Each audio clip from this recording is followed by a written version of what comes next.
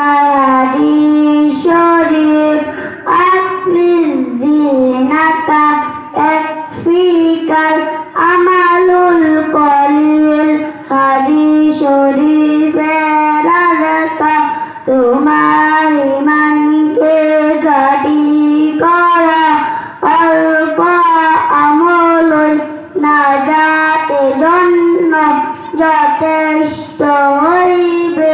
2 number হাদিস শরীফ খৈরুকুম মান তাআল্লামাল কুরআনা ওয়া আল্লামা হাদিস শরীফের আলোতা তোমাদের মধ্যে সর্বাপেক্ষা ছোট ব্যক্তি হইতে আমার মতো যত বড়।